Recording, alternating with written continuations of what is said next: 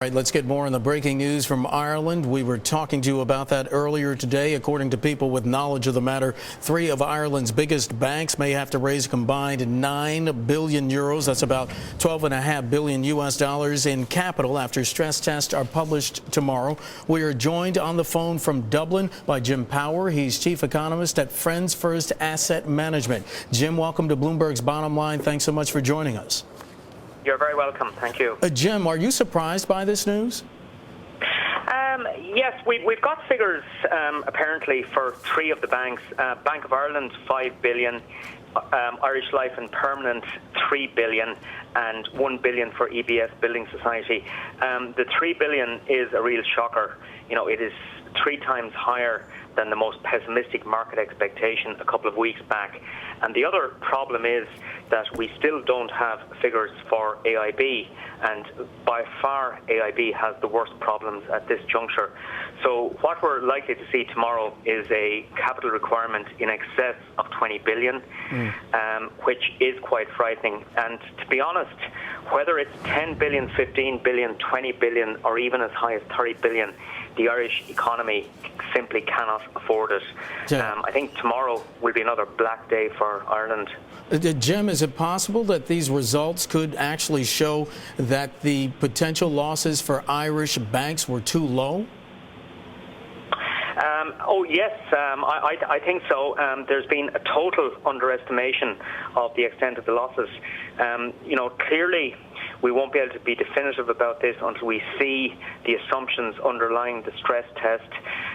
My view is that, you know, come 12 months down the road, when the full extent of the meltdown in the Irish economy and its impact on the banking system becomes apparent, that the capital requirement will have been in excess of 30 billion.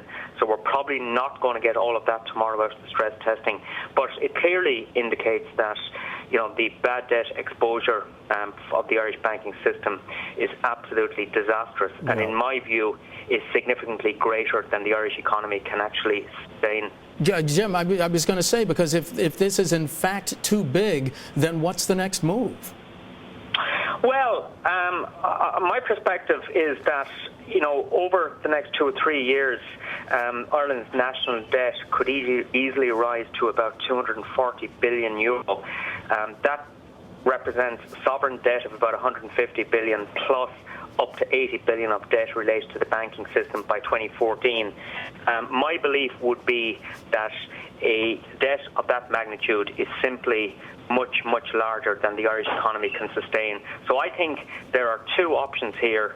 Either Europe puts together a credible rescue package for the Eurozone countries in trouble. And it's not just Ireland. I mean, Greece, Portugal, and even Spain have significant difficulties also.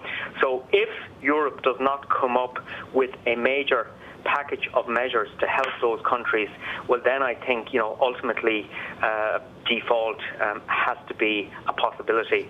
So I think Yeah, Jim, I'm sorry, because I was going to say that, because at some point I guess that no one wants to use the D word, default, but something of this magnitude, I guess that's got to come up. And if in fact that is the case, what does that mean for the average citizen in the Republic of Ireland? Well, for the average citizen in the Republic of Ireland, between 2008 and 2014, there is an estimated fiscal adjustment of around €30 billion, which is equivalent to about 20% of 1 year's national income. If you superimpose on top of that very savage fiscal adjustment, a bank bailout cost that could ultimately go as high as 80 billion, taking into account the capital that has yet to be applied and the capital that has been applied over the last couple of years, and you couple that with our obligations on sovereign debt, you create an absolutely disastrous situation for the Irish economy. And, against that sort of background, credit has died in the economy. The economy has been starved of credit at the moment, and that is exacerbating the economic difficulty. So people on the ground in Ireland have already taken immense pain over the last couple of years, and I just think unless there is some major initiative at a European level, the pain is going to get much worse for Ireland. And ultimately, I believe that this potentially threatens the future stability of the euro area as we know it. Jim, could I ask you just quickly in about 20 seconds, what does this mean for the Irish Finance Minister Michael Noonan when he meets with some EU officials next week in Hungary? What's he going to tell them? Well, I think he's got to persuade him that the magnitude of the task facing Ireland is simply unmanageable and that Europe has to help Ireland with a solution. And if that is not forthcoming, well, then I think there's an inevitability about Ireland's future participation in the euro area and also about sovereign or indeed bank debt default.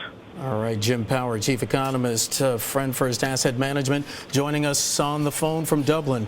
Jim, thanks so much. We appreciate it. You're very welcome. Thank you.